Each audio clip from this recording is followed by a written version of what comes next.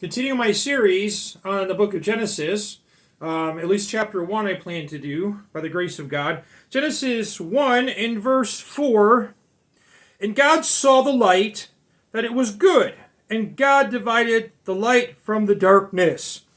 Now, we could go into more and take on more verses, but I'm trying to keep these real brief. When you're talking about God creating this light in darkness environment, it does go on here to make literal applications to the light from the sun, the light of the day, and the darkness of the night, that kind of thing, that there was a division, right?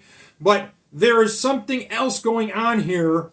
God is the one who set divisions in this world between light and darkness. Some people would say yin and yang, right? There's light and darkness, but there's a little good and a little bad and everything, right? So anyways, that's a concept.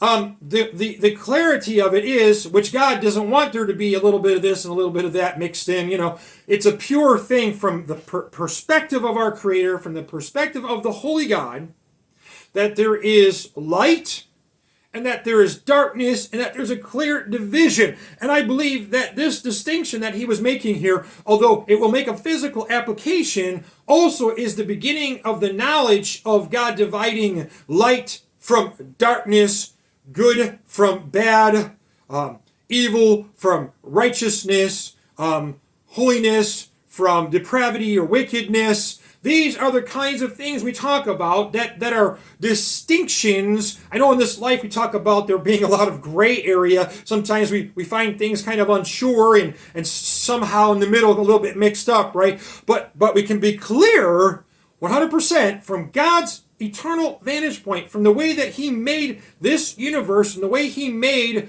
this world and the way he made people, that there was an absolute line of division drawn by God, started right here where he said there would be light and that there would be darkness. And this is true. And the more that we understand him, the closer that we get to him, we have better and better application, better discernment. Our conscience becomes sharper and clearer and more distinct. It's important for us to know what is clean and what is unclean, what is holy and what is unholy, from God's perspective, from God's vantage point. And as we understand these things, we come more into alignment with him, his word and his will for our lives, and we will be happier and more peaceful and fulfill our destiny.